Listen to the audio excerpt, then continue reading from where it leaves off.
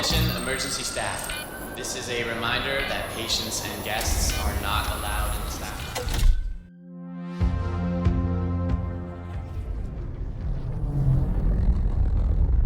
Again, from your little outpost in the verse, I'm Zulfo. Today we've got exciting news and updates from CIG. They have dropped major features for medical gameplay in Star Citizen, which, like mining and salvage, is deeply connected to systems such as actor status, scanning, FPS traversal, and beacons. While progress has sometimes felt slow, especially after server meshing impacted beacon functionality, Alpha 4.3.1 brings fresh improvements to medical beds and rescue beacons. It also pushes us closer to the future of regeneration and the death of a spaceman. Remember, this is just a preview, the full vision is still evolving as development continues. And now let's dive into the details with one of the most experienced citizens in the verse, Jesse, from the USA. He's here to give us an introduction to the new medical gameplay and reveal important details that have never been explained before. Here we go, Jesse. So the introduction with it is that going forward after this update, medical and everything related to medical is going to be changing.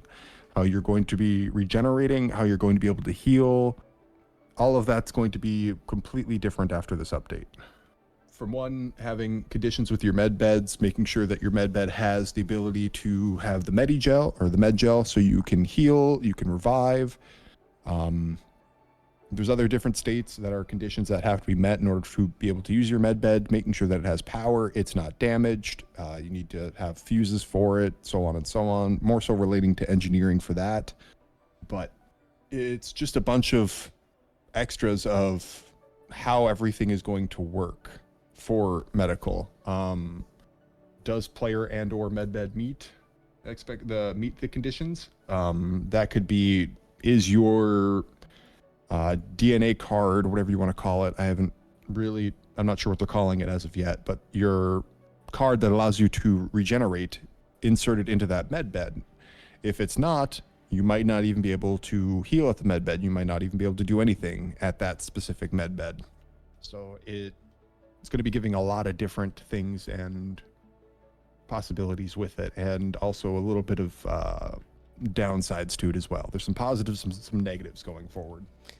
Now, with the updates coming to medical gameplay, like imprinting on multiple medical beds, choosing where you regenerate, and even new conditions such as cooldowns or regeneration limits, how do you see these changes affecting the way players approach survival and risk in Star Citizen? Yes, so what you're asking about is kind of relating to those regeneration cards I was mentioning earlier. There's going to be specific cards you have to have, and you can slot them into different locations. And then when you do die, you can select where you actually want to regenerate at. So, for example, if you have one on the medevac, the Apollo medevac, you might be able to respawn on that, granted if all of the conditions are met. But if not, let's say you have a card slotted in at Checkmate at Pyro, and then you also have one at Port Tressler in Stanton. You'd be able to select where you want to respawn at that point in time. Okay, do you think regeneration at medical beds will come with an in-game price tag to balance gameplay, or will players still be able to respawn for free? I haven't heard anything about money for regenerating at like home locations or spaceports or anything like that. The only thing that I know that costs anything at this moment in time is regenerating on ships, due to the new med gel. Yeah, those med gels. What about them? How do they work, and when should players actually be using them? So far, we are only having access to it in ships, but in the lore of the game, it's used for everything. That's how any amount of healing is done, period. It's the same that with your meta gun. The green pod you slot in at the top, that's a canister of med gel as well, except it's just smaller and doesn't work the same as regeneration. Is that true that using a med gel currently costs around 100k? Or is that just a placeholder for now? Nope, that one won't cost 100k. The med gel that it's referring to is the one that's going to allow you to slot into medical beds for ships or for the Ursa. So, does that mean we will actually have to pay every time we use medical beds or med gels, or is it going to work differently? You won't pay anything. It's going to use the med gel that you have in the med bed at that time, but it's going to cost 100K in order to you to refill that med gel for that med bed.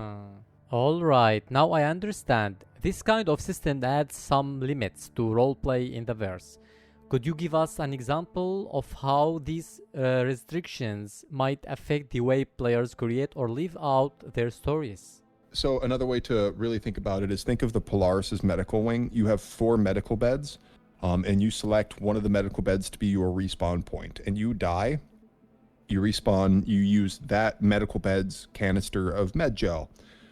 Depending on the type of bed, it can either have 2 slots for med gel or just 1. For example, the C8R or the NERSA will only have 1 slot for med gel because it's a tier 3 bed.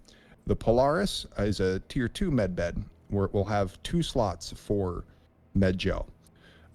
Beds that are tier 1 could have 3 slots to 4 slots of med gel at that moment. I'm not really sure on that one.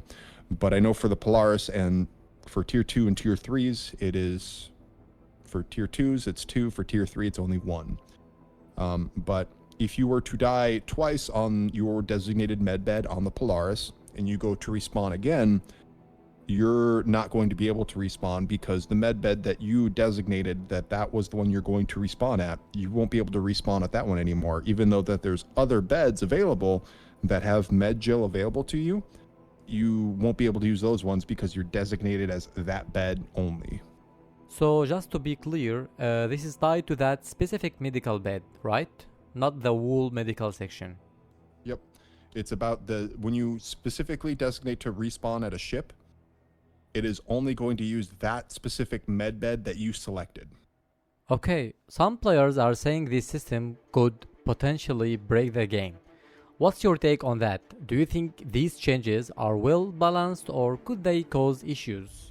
Yeah, let me put it in your brain a little bit. Let me explain to you my thoughts behind it. Anytime that I or myself, myself or any people I play Star Citizen with, when we use ships with medical beds, or for example the NERSA or a C8R, we're normally bringing ships or vehicles like that to locations where you're going to be doing ground fighting stuff and you can potentially die. Now, not thinking of, let's say, a PvP strictly only for, let's say, the Valakar Worm. That's strictly mainly PvP, with a little bit of PvE mixed in with it. But if you were to go to, let's say, just a basic old run-of-the-mill bunker, a run-of-the-mill bunker pays you 75K. You bring a Apollo Medevac, let's just use that ship right now as an example, and you die in that mission, you respawn at your Medevac, that mission now is a net loss. You don't earn any money from that mission anymore because you died, respawned, you just wasted 100K. That mission only pays out 75K to do it. Yes, you could potentially have someone come and pick you up, but that's in the case of you just get incapacitated and not killed. It really changes a lot of things, and I don't like it. I've had some people try to argue that they should make you be able to find medgel containers at locations, they should add to loot pools. So when you're opening up boxes, you can find a container of it. That's just going to break the game economy because a container of medgel already costs 100K. If you start adding that to the loot pool, you could either have players start trying to sell it on the side for less, but at the end of the day, we're coming back to that. If the mission doesn't pay out more than respawning, we're already at a loss. There's no longer a dedicated purpose to having a medical ship for respawning. PvP aspects, sure, but Star Citizen is not a dedicated PvP game. Star Citizen is a PvE with PvP. That with is the key word there. Without that, this is changing the game and not for a better, in my opinion. I like what they're doing. I'm okay with them having us have that material that we need in order to respawn, but having it cost 100K, that is that is highway robbery in my opinion. That's just it's way too high. I think this system is temporary for now, since many roleplays features are still in development, and things like the economy might be readjusted later. What do you think? So the economy right now is very much a CIG made economy. They're the ones driving it because that's just how it is. We're still in early alpha quote unquote. But with everything that's going on, they're wanting to make Star Citizen a complete 100% player driven economy. So our CIG has absolutely nothing to do with anything. They don't want to decide the prices for guns, for ship parts, for any of that, because we're supposed to be able to craft that at some point. Now, crafting is huge because it allows us to make stuff. Now, we should at some point be able to make Medigel or the Medgel, but at this moment in time, we can't. We have no way to reproduce it without outright buying it. And outright buying it is going to cost us 100K. That is steep. Making it could be half that price or even a quarter of the price because you just have to get the materials together and then you have to spend the time crafting it. Depending on how long that takes, who knows? But they're making something cost so much, but not giving us any way around it. It would be different if we had the ability to craft at this moment in time. If we had the ability to craft Medgel, like I said, it could be a quarter of the price, but it could take quite a bit longer. But at the same time, you could stockpile Medgel, crafted Medgel, compared to having to worry about buying Medgel every time. Okay, so what about the regeneration range and best tiers of medical beds? Could you explain how they work and what players should know? So, yep, tier 2, tier 3, tier 2, and tier 1 beds have different ranges where you can respawn from. That was done a while ago, but it's going to be more heavily implemented now, where on a tier 3 bed, you can't respawn more than, I want to say it was 1,000 meters away. Tier 2 beds can be, I think, 10,000 meters away. Tier 1 beds are indefinite. You can respawn there regardless of how far you are from it. So that's the main thing for respawning for tier 3, tier 2, and tier 1s. Also, it's just going to be for respawning how many containers that they can hold, for example. A tier 2 bed, like as I stated before, can hold 2 canisters of Medgel. A tier 3 bed can only hold 1 canister of Medgel. Oh, yep, see right there. Yep, with Imprinted, who have died within, that's absurd, holy crap, 150 million meters away. So they're very dependent on how far it is for you to be able to respawn, but they also are, it's very dependent on what type of injury you have. Tier 3 can fix tier 3 injuries, tier 2 can fix tier 2 and tier 3, tier 1 can fix any type of injury.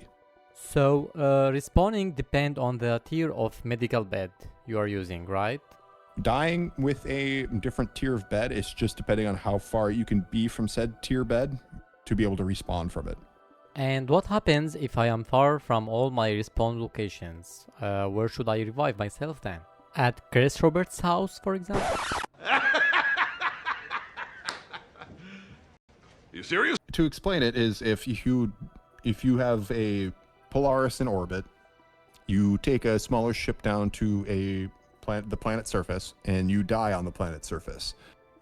And you're just outside the range of your Polaris's medical bed. You won't have the ability to respawn on the Polaris medical bed, but instead you'll have the ability to respawn back at your home location. So how many times can we respawn on those medical beds? Yep, you can only respawn once on a tier 3 med bed. But let me give you a example here. If you are in a mission, you get a tier 3 arm injury. Okay, you go to your medical bed, you fix your tier 3 arm injury, and you go to another location. But at said other location you die, you will not be able to respawn on your tier 3 bed, even if it's 10 feet away from you. Simply because you had to use Medgel in order to fix your tier 3 arm injury. But it takes a total of 100 Medgel in order to respawn. Anytime you fix anything on your body from a medical bed, it's going to use up some of that Medgel. So even healing a tier 3 arm injury could take 25 Medgel. You're no longer at 100 Medgel anymore. You will not be able to respawn there anymore. The only time you can respawn at a tier 3 medbed is if that medbed is in pristine condition, has never been used to fix anything. Shit. So this limitation, is it meant to balance gameplay and prevent infinity response, especially for players with ships like Idris or Polaris, while also encouraging others to stay alive and survive as long as they can? Another example I could give you is think of this like a PvP battle. You and your allies are boarding an enemy Idris, okay? The enemy Idris could be 100% manned. It could be barely manned. It could just be barely manned enough so that all the turrets are filled, but they don't know you're on board their ship. And the first thing you'd want to do is to pull every container of med gel from their ship so that they no longer can respawn on their ship because you've pulled every med gel container out of their medical beds. So if they die, they can't respawn on there anymore, even though they suspect that they can respawn on that ship. There's a lot more depth to it now because there is a specific physical item now that allows you to respawn. Without that physical item, you cannot respawn anymore. What happens if I die and my medical bed is empty, but my mate comes and fills it with the med gel? Will that show up for me while I'm choosing beds? And should we have a dynamic interface while we are in the dead zone? That's a good question, honestly. I have no idea. In theory, that would work. Is if he's still dead in the dead screen where it's wanting him to select a location. If he's in that screen and you refill the med bed full of med gel again, in theory, he should be able to respawn at that bed, but will he be able to? Did CIG make that screen refresh, essentially? Like, constantly throw out a check to make sure the med bed has enough med gel? I have no idea. That's something that would have to be tested upon once we actually have the gameplay. So, what about other locations like Faro data centers? Do the medical beds around the main building allow constant response for players? Think of the Valakar location where you fight the worm. There are little buildings scattered around the outside of I it know. where you can go there. Yep. You were able to respawn on those beds indefinitely. You were able to set your spawn there and constantly respawn, but now they're changing it so that temporary locations like that are just meant to heal your wounds, not actually allow you to respawn. And another question about the medical beacon. Do you think the gifted one will actually be usable, or is that still unclear? I honestly don't know. I don't know if that medical beacon we're all gifted is the actual thing that you need to use, or pushing that deploy beacon just sends a thing through your Moby glass to other people in order to accept a mission. Before we had Pyro, which was 4.0, Yeah. we had medical beacons that worked properly. You went down, medical beacon was placed, someone come to you, revive you. When we started getting more server meshing with Pyro, medical beacons they stopped working essentially. They would tell you that you were at an interior location, but it wasn't telling you just for Pyro, if you were in Pyro, or just in Stanton. It was giving you medical beacons for the entire system, for the entire galaxy, the universe. So that's why they're referring to this. So now with player capacity up to 600, that's just them another way of dropping that, hey, we're at 600 player capacity now for servers, because they're happy with themselves. Could you tell us a little bit about the death of the Spaceman, how it works, and what players can expect? I can't go into the full detail of Death of a Spaceman because that'll take quite a while to explain. Death of a Spaceman is something that Chris Roberts indicated that how he wanted Star Citizen to be about when you died in the game. It's a very radical idea of how things are going to be, and it's also not a normal thing that normal games do. So they're trying to incorporate his idea and his wants and desires, but without changing the game completely, because let's face it, it's a video game. You die, you respawn. Death of a Spaceman, it has a lot more impact when you die rather than you just respawn. Or losing You will never completely have to create a new character. Essentially, what it could be is that when you die, you're no longer yourself, but you could be your a close relative, a twin. Oh, okay. It's they really need to revamp Death of a Spaceman because it, like I said, it has some weird thoughts about it that just don't line up with how the game plays now. Essentially, regeneration is med gel. That's what allows you to regenerate. But in Death of a Spaceman, regeneration was very much based off of, do you have relatives that you could take their body over and have your memories implanted into them instead, or a clone of your body. Like I said, it's such an old idea and thought, but it hasn't been touched upon. It hasn't gone over 100% to be more up to date with how Star Citizen is now. But they're trying to somewhat get to that idea of Death of a Spaceman because that's what Chris Roberts wants. Basically, we're trying to get to a point where when you die, you don't want to die. Dying will have severe implications on you when you do die. You essentially, the Death of a Spaceman means that you is dead.